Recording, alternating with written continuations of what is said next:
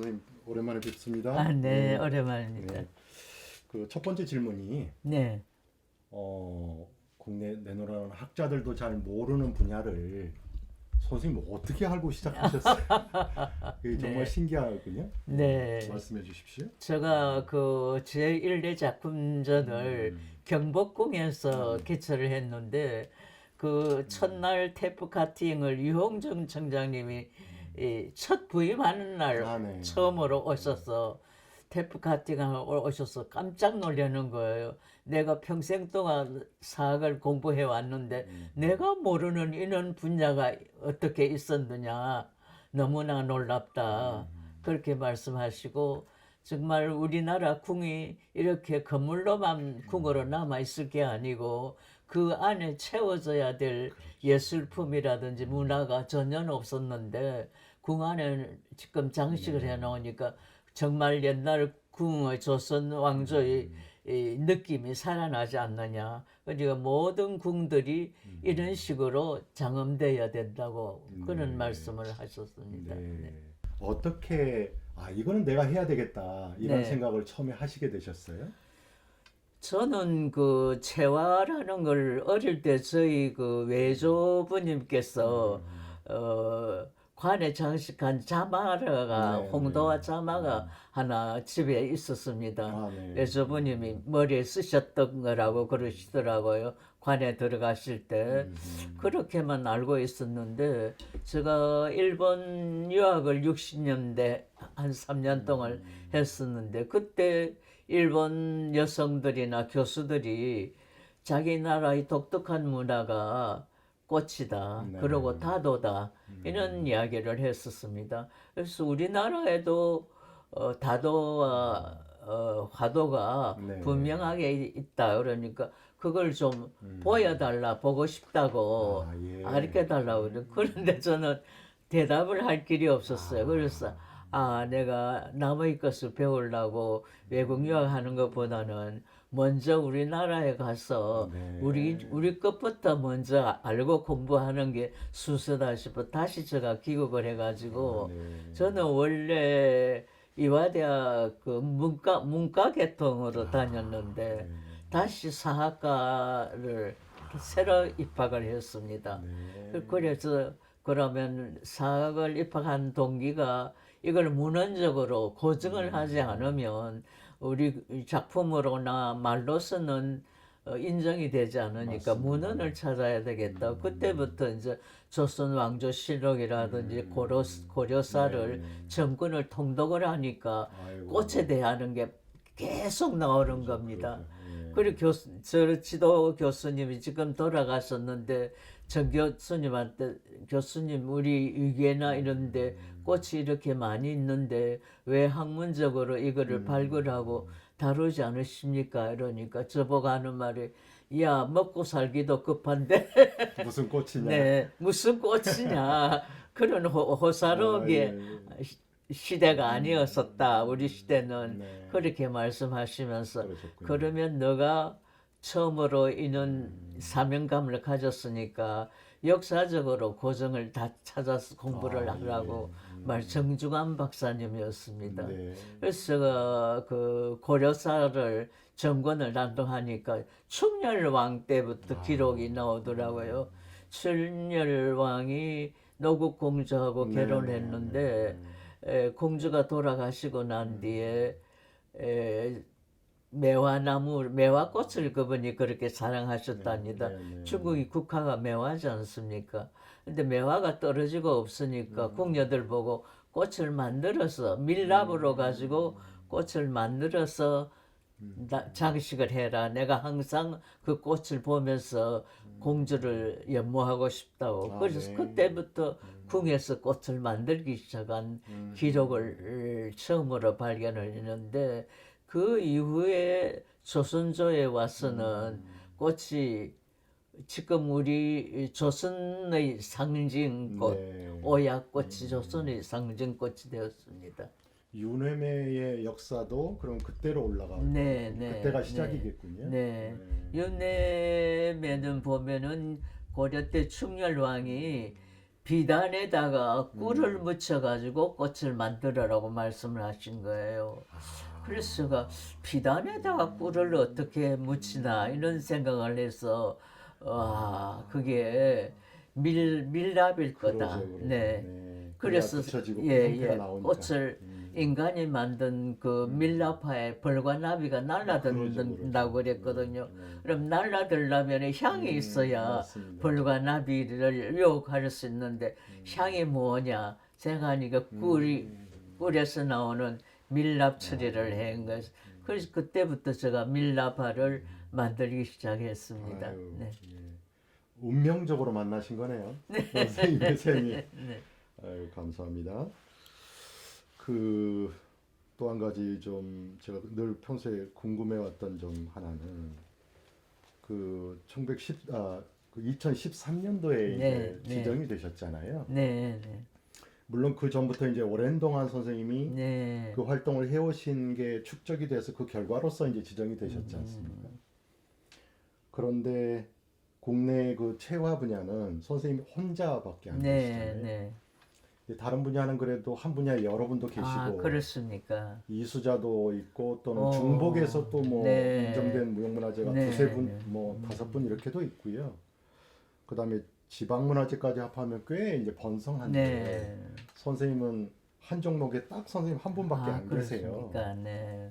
그런데 그 짧은 시간에 네. 지금 채화가 굉장히 번성한 나무처럼 이렇게 우뚝 서 있다는 느낌이 있거든요. 네. 그래서 돌아보면 굉장히 감사한 일이고, 아, 감사합니다. 그다음에 어디서든 이제 선생님의 채화를 네. 우리 전통 공예나 네. 전통 문화에 굉장히 중요한 잃어버렸던 한 조각을 찾아낸 듯한 느낌이 네. 있어요. 그래서 지금 돌아보시면 이제 좀 소회랄까 네. 감회가 어떠신지요? 그러니까 또 앞으로 숙제 같은 것도 함께 좀 말씀해 주십시오. 네. 그 조선 왕조 실록이라든지 의궤 보면은 특히 원형을묘 정리계 정조 네. 정조 대왕의 어머니의 해갑을 축하할 때 궁녀들에게 꽃을 만들라고 비단을 3,000피를 냈다는 기록이 있습니다. 굉장히 많은 양이군요. 예. 네. 그래서 그 비단으로 꽃을 만들어서 해경궁 홍씨 해갑년이 봉수단 진년이지 네, 않습니까? 네, 네. 그 진년 잔치를 음, 덮었는데 음식 위에 꽃이 마치 파도처럼 물결쳤다는 기록이 나옵니다. 네. 그래서 그게 이게 수팔련이구나. 음, 그리고 그림에 보면은 음식 위에 꽃을 꽂는 이런 네. 의례는 아마 세계적으로 우리나라밖에 없는 아마 의례가 유일한 것 아닌가. 같죠? 음식에다가 네, 꽃을 맞습니다. 꽂았으니까요. 네, 그건 정말 상상하기 어렵죠. 네, 네. 음식에다가 꽃을 꽂고 장엄을 하고 또 이제 그날 잔치에 오는 모든 사람들에게 네. 정조가 음식을 내놓으면서 이 네. 음식을 남은 거는 비단 주머니에 싸가지고 가라고 노란 비단 주머니를 하나씩 주면서 거기다가 꽃을 또 머리에 넣어서. 다 꽂고 참석을 했다는 기록을 보면은 네. 조선 왕조 때부터 그 도화가 왕실이 상징꽃이 된 것 같습니다. 네. 선생님 지금 이제 네. 채화가 네. 굉장히 그 문학에 많이 알려져 있고 그렇습니까? 그다음에 또 그 가치나 중요성에 대해서도 모두 공감하고 있는 네. 것 같거든요. 선생님 혼자 유일하게 해오신 업적이에요, 제가 보기에. 감사합니다. 그래서 네.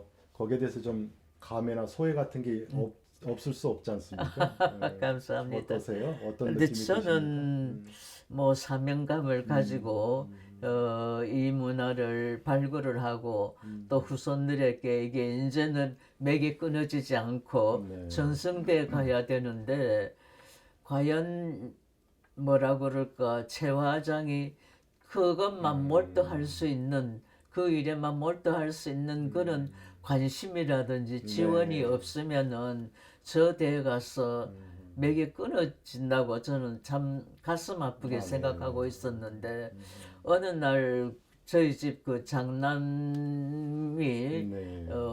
프랑스에서 공부하고 돌아와가지고 서울서 꽃을 만들고 있더라는 이야기를 누가 해요. 그래서 나는 그 사람이 꽃을 만드는 이유를 모르겠어. 선생님한테 그 언질이 없었습니까? 전혀 몰랐습니다. 이야, 그럴 수가. 근데 그 큰 남자가 앉아서 꽃을 만드는 상상을 하니까 너무 제가 네. 신기해가지고 그럴 리가 없다고 그러니까 분명히 그렇다고 제가 사진을 찍어 갖다 드릴까요? 그래요. 그랬을 때 선생님이 그 내심 기쁘셨어요? 아니면 또 다른 느낌이 뭐가 있었어요? 네? 혹시 네. 저 장정 아드님이 네. 꽃을 만들고 이렇게 엎드려 앉아 있다는 네. 걸 들었을 때 네. 그 느낌이 어떠셨어요? 기쁘셨어요? 그때 묘한 생각이 들었습니다. 예, 예. 뭐라 그럴까 혈통이라는 거는 무시를 하지 못하거나 네. 미술을 하던 학자가 갑자기 꽃을 만들고 있다니 그거는 어떤 인연에 의한 것이 아닌가 이런 네. 생각이 들게 아이고. 한편은 들더군요. 근데 이제 우리 손자가 저 최 교수 아들 손자가 프랑스에서 네. 유학을 하고 돌아와 가지고 체구가 굉장히 커요. 네. 100kg가 넘는 거인인데 네. 앉아서 꽃을 만들고 있다. 이야. 만들고 있더라고. 누가 봤다고 저보고 그래요? 그러는 거예요. 그래서 상상만 해도 너무 우스운데 이야. 아니 그 거대한 남자가 앉아서 꽃을 만든다. 참 재미있다고 생각하는데 아직 저는 보지는 못했는데 열심히 하고 있답니다. 그러니까 무언으로 3대까지 전승이 된 것 같습니다. 이제 걱정 안 하셔도 되겠군요. 그 말씀과 관련해서 네. 무형유산이라고 하는 게 이제 사람을 통해서 전수되잖아요. 네, 네. 그러니까 다른 게 아니라 사람에게 사람을 손을 네. 통해서 이렇게 전수되어야 하는 분야지 않습니까? 제가 이제 제자들을 그동안 많이 배출을 했었는데 네네. 그 사람들이 정말 거기에 생을 걸고 일생을 걸고 작업을 계속할 수 있는 그는 뭐 여건이라고 그럴까 네네. 사회적인 관심 첫째 두 번째는 정부가 이 분야에 대해서 조금이라도 관심을 가져서 지원을 해준다면은 네. 그 맥을 후손들에게 젊은이들이 이어가지 않겠느냐. 네. 저 굉장히 좋아합니다. 저희 박물관에 와서 이제 젊은 학도들이 보고 너무너무 좋다고 좀 맞습니다. 배우고 싶다고 와서 배우고 이렇게 하는데 그런 관심이 평생 이어갈 수 있어야 되는데 당연히 이어가야죠. 예, 이어가야 되는데 그는 여건이 사회적인 분위기라든지 정부의 지원이라든지 네. 이런 분위기가 되지 않으니까 다 전업을 해버리는데 맞아요. 그게 굉장히 가슴이 걱정이시죠. 아픕니다. 네. 그래서 아마 이제 최 대표가 네. 서울랩에서 하는 역할이 네. 굉장히 클 수밖에 없잖아요. 아, 네. 그래서 거기에 대해서 선생님께서는 어떤 거를 기대하고 계시고 이제 어떤 바람을 가지고 계신지 네. 좀 말씀해 주십시오. 궁중채화라는 것은 단순히 궁을 장식하는 그런 꽃이 아니고 홍도하는 조선 왕조의 상징 네, 국가입니다. 맞습니다. 그래서 저 지금 덕수궁도 보면은 머릿돌 위에 오약꽃 네. 문양이 있고 궁에서 사용했던 그릇 밑에는 다 오약꽃이 네. 그림이 그려져 있죠. 그러면 그 조선 왕조의 상징꽃이 오약꽃이라면은 지금 우리 정부도 상징의 꽃이 있어야 되는데 무궁화는 국화지만 상징꽃은 아니잖아요. 그럼 이 오약꽃이 조선 왕조의 피를 받은 네. 우리들에게도 국화로서 전승되는 그런 분위기가 되었으면 네. 그동안 노력했던 게 헛되지 않았다고 생각이 네. 듭니다. 저도 그렇게 되기를 좀 바라고요. 네. 그 서울랩의 우리 최 대표가 네. 이제 선생님을 이어서 네. 이제 그 역할을 해야 될 거 아닙니까? 지금도 잘하고 있지만 그 어떻게 뭐를 어떻게 해줬으면 좋겠어요? 어떤 바람이 있으세요? 최 대표가 이제 음. 가정을 이끌어 나가야 되고 가게를 네. 전승해야 되는 그런 맞습니다. 사명을 가지고 있는 장남인데 그 정신이 어머니나 또 정저 할머니가 사랑했던 일생을 바쳤던 꽃을 데려여 갈 수 있게끔 그는 후원이 있어야 됩니다. 그런데 우리 가족들은 이제 다 같이 지원을 하겠지만은 과연 사회적으로 좀 더 큰 관심을 가지고 지원을 해줘서 그게 아까 말씀드렸던 손자, 증손자까지 쭉 이어갈 수 있는 문화가 전승될 수 있는 네. 그런 분위기를 사회도 정부도 좀 만들어 줬으면은 더욱 뭐라고 그럴까요? 기운을 받아서 더 열정이 불타지 않겠느냐는 생각이 그럴 것 듭니다. 같습니다. 네. 예. 그 채화가 네, 과거에는 궁중의 문화였지 않습니까? 네, 네, 네, 근데 이제 궁중이나 이런 과거의 어떤 그 계급 체계가 이제 완전히 없어진 새로운 환경에서 채화가 네, 문화 대중하고 이제 어떻게 만나야 되는지 이 고민도 좀 필요한 것 같습니다. 네, 네, 그러니까 과거에는 궁중의 행사에 이렇게 네, 이제 그야말로 굉장히 기여를 네, 했지만 네, 이제 그런 사회가 아니니까 바뀐 새로운 환경에서 채화가 네, 역사적인 소명을 계속 이끌어 가려면 뭔가 좀 대응 방식도 좀 달라야 되지 않을까 이런 고민도 되더라고요. 네, 혹시 선생님 어떤 생각을 네, 가지고 네. 계신지요? 조선 왕조 의궤라든지 여러 그 기록에 보면 궁궐이 잔치들 네, 진년에 보면은 의자 좌우에 화준 한 쌍이 그러죠. 반드시 네, 놓여져 있습니다. 그럼 우리 정부도 국가적인 어떤 행사를 할 때 태극기도 물론 중심이 있어야 되겠지만은 어, 화준 한 쌍이 항상 의자를 좌우에 장엄하는 듯이 우리 정부의 대표자님들 좌우에 상징적으로 놔놓으면은 그게 하나의 문화로 전승되지 않을까. 지금 해야 될 게 그런 거라고 아, 생각을 네, 저는 하고 있습니다. 네, 네, 좋습니다. 그 젊은 사람들이 네, 채화를 네. 어떻게 바라봐 줬으면 좋겠습니까, 선생님?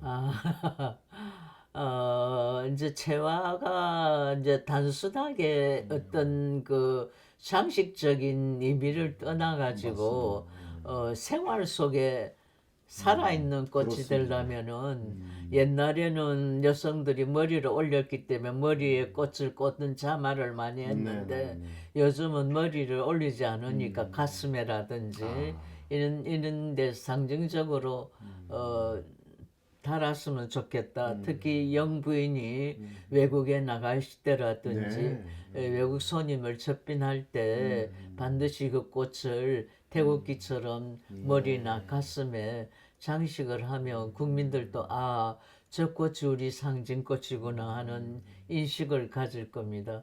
그런데 우리 국민들은 지금 어느 뭐가 우리나라의 상징 국가인지를 모르고 있어요. 무궁화가 우리나라의 상징 국가라는 기록은 저는 아직 하나도 찾아보지를 못했거든요.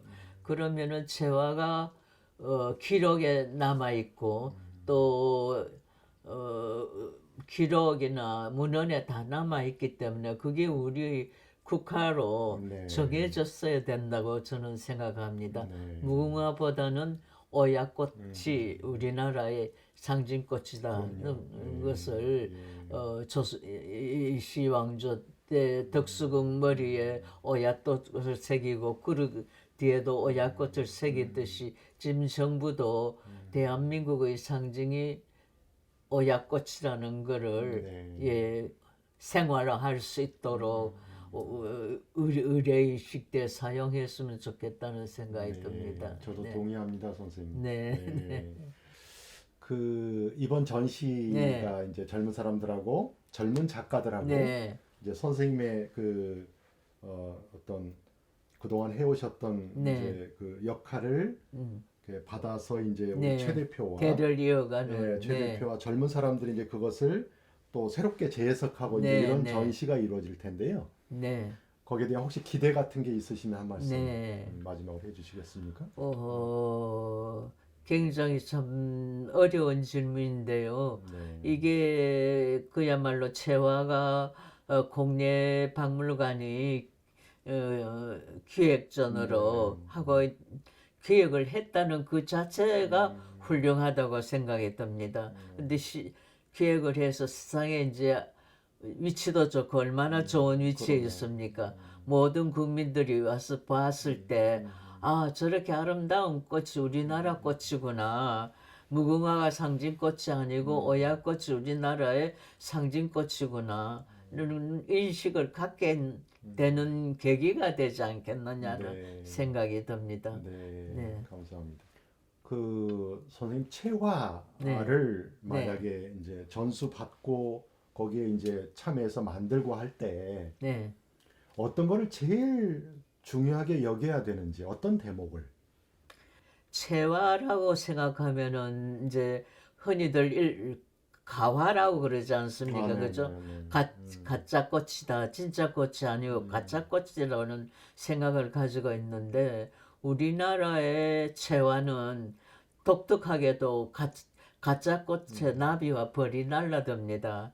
그것은 왜냐하면 꽃은 그냥 비단에 만들지를 않고 꿀에 밀랍을 녹여서 그렇습니다. 비단을 만들기 때문에 꿀을 따라서 벌과 나비가 맞습니다. 날라드니까 어떻게 한국에 있는 사람이 만든 비단꽃에 벌과 나비가 날라드느냐 참 신기하다는 실제 선생님 전시에 네. 그 벌나비가 날라들었잖아요. 날라들었습니다. 네. 경복궁에 예. 전시를 할 때 네, 그런 적이 마침 있어요. 그때 IOC 세계박물관 대회를 네, 맞아요. 서울에서 개최를 했는데 그때 테프 카팅을 오셨는 여러 정상들이 경복궁에 벌과 나비가 꽃에 날아드는 걸 보고 정말 감탄을 많이 기적 하셨. 같은 일이 네, 벌어졌군요. 예. 편하게 말씀 잘 해주셔서 네. 감사드립니다. 아이, 인터뷰 잘- 말씀입니다. 감사드립니다. 아이, 네, 감사합니다. 예.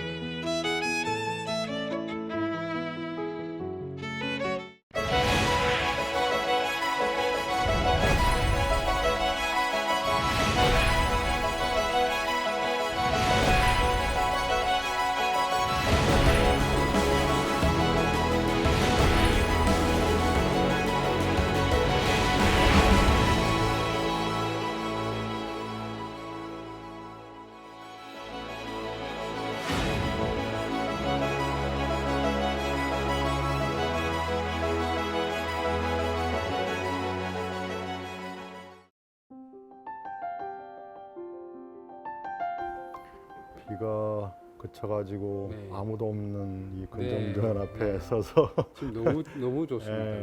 그러니까요. 구름 사이로 해가 나고 아무도 없는 긍정전에 저희 최홍호 선생님하고 지금 서 있다는 자체가 너무 비현실적이에요. 비현실적이네요.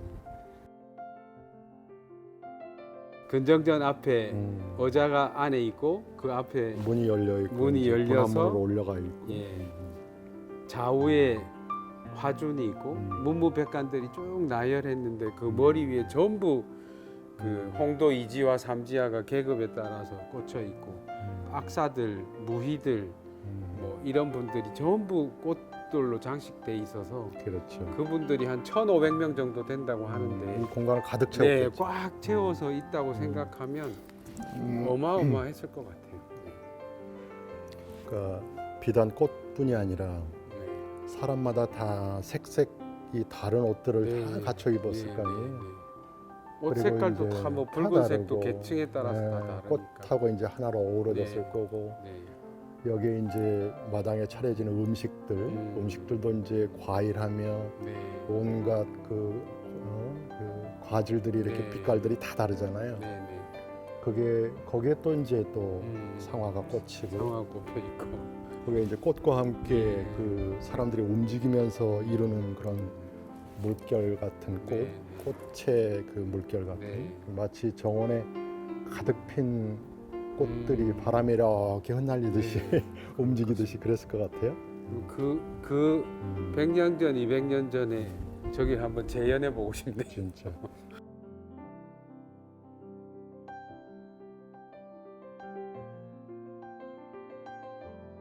최공호 선생님이 2007년에 유엔 본부에서 한국 전통공예전을 그때 아트 디렉터로 기획을 하셨거든요.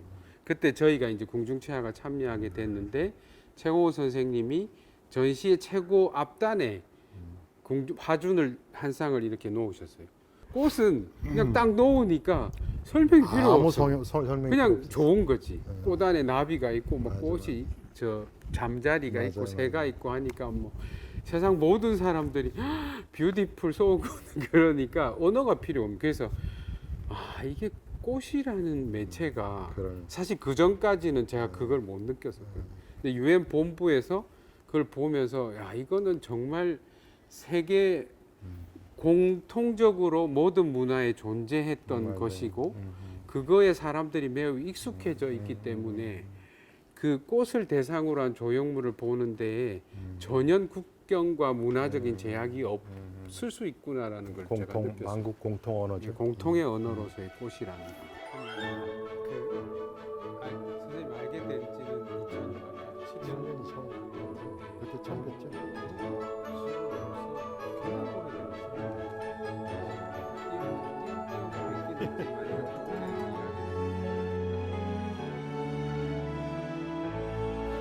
체화에 어떻게 관심을 가지셨을까? 이제 이게 조금 궁금해요. 그러니까 어머님이 좀 이렇게 네. 이제 했으면 좋겠다라고 넌지시 권하신 건지 네. 아니면 선생님 스스로 끌림이 있었는지 뭐 어떠셨어요? 네. 그러니까 남자가 꽃을 한다고 최성호 대표가 꽃을 만든다고 그러니까 그러면 사람들이 다 의아하게 생각을 하거든요. 그러니까 저는 이제 문화기획자고 전공도 미술 경영하고 문화 정책을 전공한 그러셨잖아요. 사람인데 갑자기 왜 꽃을 만들지라고 했을 때 일단 스스로가 그게 해결이 돼야 됐었어요. 그러니까 뭐 세상이 다 아시다시피 저희 모친이 국가주요무형문화재 124호 황수로 박사님이시고 어머님이니까 당연히 저가 해야 된다라는 그 당연한 것으로만으로는 제가 꽃을 직접 만드는 행위를 하기에는 스스로가 설명이 안 됐던 거죠. 맞아. 그 어릴 때 사실 모친이 황수로 박사님이 꽃을 하는 거를 제가 엄청 싫어했거든요. 오. 왜냐하면 그 궁중체와 꽃을 만드는 것도 하셨지만 제가 어릴 때는 생화도 같이 병행을 하셨었거든요. 그 꽃이라는 게 생명이잖아요. 그럼요. 생명의 정점에서 피는 게 꽃인데 그렇죠. 그 생명의 정점이 시들면 악취가 나거든요. 맞아. 볼품이 없어요. 그래서 학교 마치고 초등학교 때 가면 집에 그 부엌하고 현관 앞에 막 양동이에 꽃들이 있는데 그들이 화려하게 피었을 때 너무 이쁘지만 이게 아무래도 직업적으로 하셨으니까 시들면 그 악취가 어마어마해요. 그래서 제가 막 꽃이라 그러면 아주 진절머리가 는데 갑자기 모친이 이제 무형문화재 되는 과정까지도 제가 함께 했지만 무형문화재가 되시고 어쨌든 이 국가의 무형문화재로서 지정이 된 국가의 문화유산이 이제 이어져 나가야 되는데 이제 제자분들이 이게 굉장히 어려운 일이거든요. 매일 앉아가지고 몇 시간 동안 꽃을 하고 그 다음에 이게 또 그 생존하고 무관한 일이거든요. 왜냐하면 시장성이 있다든지 이게 아니고 그야말로 매일 꽃을 만드는데 박물관에 가거나 전시 말고는 사실 사용된 그러지. 일이 없잖아요. 맞아. 그러니까 제자들이 자꾸 나가시는 거예요. 연구원을. 그래서 이제 그 인원이 자꾸 왔다 서로 갔다 추원해야 하면서 되고. 궁중체화가 과연 계속 이어질까? 라는 생각이 들면서 음. 내가 해야 되나? 근데 왜 해야 되지? 내가 해야 되는 스스로의 자신을 설득하는 것. 그 자발적인 음, 동기부여가 안 되는 거예요. 그래서 꽃은 뭐 만들 수도 있겠지 하는데 그래서 되게 고민을 많이 했어요. 그래서 꽃은 뭐지? 그럼 궁중치화는 뭘까? 이런 고민을 많이 하다가 2014년도에 고궁박물관에서 이제 네네. 그 아름다운 한국 채화라는 전시를 했잖아요. 그때는 제가 꽃을 안 만들었어요. 그때까지는. 근데 기획을 하고 음. 하는 걸 도와드렸지. 내가 꽃을 직접 만들지는 않아야지. 약간 그런 최소. 생각으로 내가 직접 만드는 건 뭔가 약간 오그라들 것 같고 그래서 안 만들려고 생각을 했는데 그때 이제 그 전시할 때 궁중의 나무를 재현하기 위해서 한국 종합예술학교의 김봉열 총장님 그 설계를 해주셨어요. 그 나무를 구하러 강원도에를 가게 됐는데 강원도의 평창인가 어디에 모 그룹에서 하는 플로랄 호텔이라는 호텔이 있었거든요. 근데 거기 호텔의 주제가 꽃이었어요. 꽃이네. 그래서 이름 자체가. 로비에 딱 들어가니까 음. 전체가 꽃으로 장식을 한 거예요. 막 오. 그 2m, 3m 되는 꽃으로. 그거를 보면서 제가 그때 깨달았어요. 아, 우리가 하는 꽃은 동남아시아나 이런 데서 만드는 조화, 자연을 대상으로 한 것을 어떻게 하면 완벽하게 재현해서 꽃으로 만들어서 상품화 시키는 그 조화라 불리는 거하고 완전히 다른 거구나. 이 궁중채화는 자연물을 대상으로 했을 뿐이고 그 대상 꽃이라는 대상물을 조형화해서 다시 사용하는 조형물이다. 공예 작품이다라는 생각이 그때 제가 들은 거예요. 처음으로. 들면서 아 이거는 문화적 가치가 있는 행위고 제가 지금까지 해왔던 문화 기획이라든지 그다음 전통 문화를 현대화시키고 전통 문화가 동시대 가치를 가질 수 있는 아 이런 가치를 가지고 있구나라는 것을 알게 되면서 제가 설득이 됐어요. 아 그래서 궁중채화라는 것이 어떻게 그 문화적 가치가 있고 우리 전통 문화가 동시대 언어화 될 때 굉장히 좋은 매체다라는 것. 세계 어느 문화권에도 있고 세계 어느 지역에도 있고 누구나 다 꽃을 좋아하잖아요. 나이 들면 다 꽃 찍잖아요. 그렇죠. 아 이거는 정말 대단한 매체구나라고 제가 스스로 설득이 된 거예요. 그래서 그때부터 이제 제가 꽃을 만들었죠. 그래서 직접 처음에 만드니까 되게 오그라들긴 하던데 그래도 만드니까 굉장히 자연스러운 행위가 되면서 그래서 궁중채화라는 게 단순히 모친이 무형문화재여서 제가 꽃을 만들기 시작한 거라기보다는 그런 일련의 과정을 통해서 궁중채화를 비단으로 자연을 대상으로 한 조형물을 만드는 것에 대해서 제가 스스로 설득이 된 거죠. 전통을 그 올곧게 계승한다고 하는 것이 반드시 특정한 시대의 어떤 형식을 그대로 끌고 가는 것이 능사는 아니어 보이거든요. 네, 어떤 거는 지켜야 될 것이 있고 네, 어떤 거는 네. 시대와 화해하면서 네. 소통하면서 또 일정 부분 유연하게 또 이제 바꿔가야 될 것들이 있을 겁니다. 이제 소위 말해서 이제 청산할 것과 계승할 것 이렇게 이제 그 분별하는 능력이 굉장히 중요하다 이렇게 얘기하는데 채화의 어떤 부분을 이제 충실하게 계승해야 될 가치라고 여기고 어떤 거는 변화를 통해서 네. 동시대와 소통할 수 있는 여지가 있는지 네. 그 부분이 좀 궁금합니다. 네. 변하지 않는 가치는 전통 문화에서 뭘까? 그러니까 궁중채화 분야에서 그리고 변해야 될 가치는 뭘까라고 이제 구분해서 이야기를 하면 변하지 않아야 될 가치는 이제 궁중채화가 원래 가지고 있는 그 의미, 태도의 문제인 것 같아요. 그래서 이제 이 부분이 전통 장인분들이 이런 말씀을 하시면 무슨 말이지? 혹은 캐시온 마크를 달 수 있는 이야기라고 생각하지만 저는 굉장히 이게 중요한 이야기라고 생각을 하거든요. 그래서 궁중체화에서의 변하지 않는 가치라고 그러면 궁중체화는 아까 말씀드린 대로 꽃이라는 것을 대상으로 한다. 그래서 꽃은 지구상에 존재하는 35만 종의 속시식물의 생식기를 나타내는 생명의 정점에 있는 식물이라는 거고, 그 식물을 대상으로 해서 궁중체화는 조형물을 비단으로 만드는 행위거든요. 그리고 그 비단으로 만든 꽃이 조선의 궁중의례에 장엄하고 장식하고 잔치를 축하할 때 쓰였다는 그 세 가지 키워드의 의미가 확고하게 지켜져야 된다고 저는 생각을 하는데, 그 이제 궁중체화의 가치나 태도의 의미는 지켜져야 된다고 생각을 하고, 이제 변형 혹은 변형보다는 변해가야 되고, 동시대 언어로서 혹은 기술적인 해석으로서 그렇죠. 나아가야 될 부분은, 예를 들어서 궁중체화를 하는데 지금도 저희가 고민되는 부분은 접착제를 쓸 때 이제 글루건을 쓰거나 또 접착제를 쓴단 말이에요. 그 화학 접착제는 아니다 할지라도 그때 동시대 장인들은 첫 번째 죄책감을 가지게 돼요. 왜냐하면 이거 전통 기법이 아닌데 악교 써야 되는데 악교를 쓰고 어교를 우리가 써야 되는데 지금 이걸 써도 돼? 근데 가만히 생각해 보면 200년 전에는 이 재료와 기법이 없었잖아요.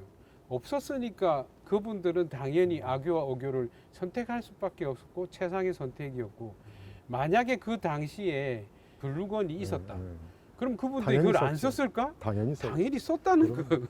거거든요. 그러면 그거는 변할 수 맞아요. 있는 가치라고 생각. 그거는 가치라기보다는 방법의 문제. 수단이니까. 수단이기 때문에 그거는 변할 수 있다고 생각을 하거든요. 가치가 아니라 수단이니까.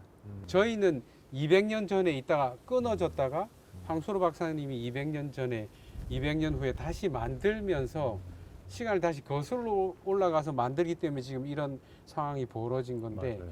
그게 만약에 시간의 테크놀로지의 발달과 함께 이 궁중체화가 같이 이렇게 왔다면 자연스럽게 그런 것들을 쓰지 않았을까라는 생각을 하는 거죠. 예, 그래서 교수님 말씀하신 대로 변하지 않는 가치는 궁중체화를 바라보는, 꽃을 바라보는, 조선의 궁중의례를 바라보는 가치와 태도의 문제라고 생각을 하고, 변해야 될 가치는 그것을 우리 동시대 언어가 되게끔 구현하는 수단과 네. 방법으로서의 것들은 바뀌어야 된다. 그래서 궁중체화 서울랩에서 굳이 금속공예 장인, 작가, 그 다음에 도자기 작가, 그 다음에 뭐 섬유공예 작가들하고 같이 모여서 이렇게 같이 해보는 거는 그런 이제 동시대 언어화되는 가치, 중요해요. 경제적 효율성까지 포함된 수단과 방법적인 방법, 그 다음에 그 200년 전에 있었던 꽃과 지금 현재 다양한 꽃들을 볼 수 있었을 때 우리 동시대 언어로서의 꽃은 어떤 꽃을 만들어야 될까라는 그 생각들이 사실 같이 함께 생각을 해야 되는데, 궁중체화 서울랩을 제가 만든 지가 지금 3년 반 정도 됐는데 이제 시작이라고 생각하는 거죠.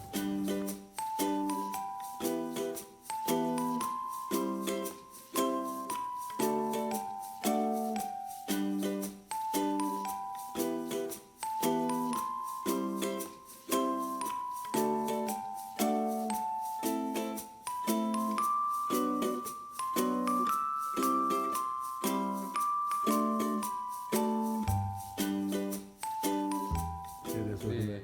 어느 방향으로 어떻게 네. 이제 어떤 생각을 가지고 좀 새로운 작업을 해가고 계신지. 서울 공예박물관의 그 궁중체화에 관련된 전시 제안을 받고 어떤 작품을 해야 될지 이제 고민을 했습니다.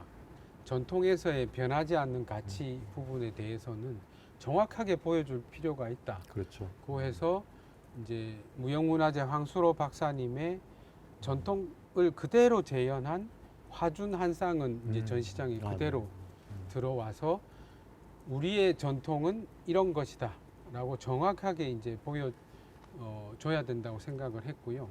그 다음에 이제 이 전통을 기반으로 해서 이제 과연 우리 동시대 우리들은 이 동시대 궁중체화를 하는 저는 어떤 작업을 할까 굉장히 고민을 했는데 제가 이제 차 문화를 공부를 하면서 작년에 매화 차자리를 했거든요. 그래서 매화에 대한 공부를 했어요. 꽃이라는 것이 세계 모든 문화권에 공통으로 존재하고 식물로서도 존재할 뿐 아니라 모든 문화에서 꽃을 재현하거나 다양한 방법으로 형상화하는 문화적으로 그렇죠. 형상화하는 것들이 다 공존하거든요. 그렇기 때문에 그 꽃에는 언어가 꽃의 문화에는 언어가 맞아요. 필요 없다고 저희가 말씀을 나눴지 않습니까? 그것처럼 매화 공부를 하면서 제가 느낀 거는 그 이어령 선생님의 매화에 관한 책이 있거든요. 그러니까 사군자에 대한 책이 있습니다. 매란국죽에 대한 소나무에 대한 책이 있는데 그 책에서 이제 이런 얘기가 나오거든요. 우리가 한중일 문화권은 거의 하나의 문화권으로 볼 수 있는데 한중일이 같이 모여서 이야기를 하면 임진왜란, 청일전쟁 이야기하면 낭진 대학살 이야기하면 우리가 대화가 안 된다. 서로 교류가 불가능한. 근데 우리가 매화에 대해서 이야기하자 그러면 이건 얼마든지 이야기해. 끝없이 할 수 끝없이 옛날에 뭐 옛날에 중국의 뭐 2000년, 3000년 전의 시인이 매화에 대해서 이야기를 하고 오늘날의 한국의 시인도 일본의 시인도 일본의 하이쿠에서도 매화가 그렇죠. 등장해요. 전체 문화 한중일의 문화권에서 시대를 통시적으로 매화는 항상 존재하면서 매화에 대한 이야기를 할 수 있다는 거죠. 메이지 시대에 그려진 일본의 매화 그림, 중국에서 그려졌던 매화 그림, 한국에서 그려졌던 조일용 선생님이 그린 매화, 장승업이 그린 매화가 분명히 표현 양식은 다른데 매화라는 하나의 매체를 가지고 그렇죠. 서로 이야기를 하고 있거든요. 그때 제가 매화에 꽂히면서 그 장승업 선생님이 그린 홍백매도를 제가 봤어요. 압도됐거든요. 그 매화가 가지는 그 문화적 가치와 생물학적, 식물학적, 그 다음에 그림이 가지는 조형성들이 아우러서 펼쳐지는 하나의 세계가 압도적이었어요. 궁중체화에서의 그 홍도와 벽도화는 엄격하게 말하면 도화거든요. 그렇죠. 그래서 도화꽃을 해야 되나? 그러다가 제가 장승업의 홍백매도하고 그 조일용 선생님의 홍백매도를 보면서 매화를 해야 되겠다. 매화는 조금 더 쉬운 꽃의 가치가 있거든요. 왜냐하면 동시대적으로 그럴 수 있고. 이게 도화라 그러면 공명하는 것도 있고. 생각이 많아져요. 왜냐하면 이게 살구꽃이야? 오해꽃이야?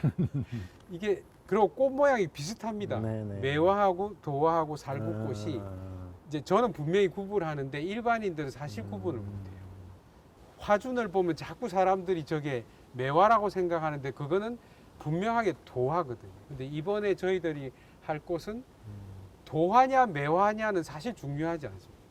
이게 매화예요? 이게 도화예요는 사실 중요하지는 않지만 그 아이디어의 발단은 이제 조일용과 장승업의 홍백매도 그 다음에 아까 신혜우 식물학자한테 이제 자문을 구했을 때는 생물학적으로도 한 나무에 백매와 홍매가 같이 필 수 있대요.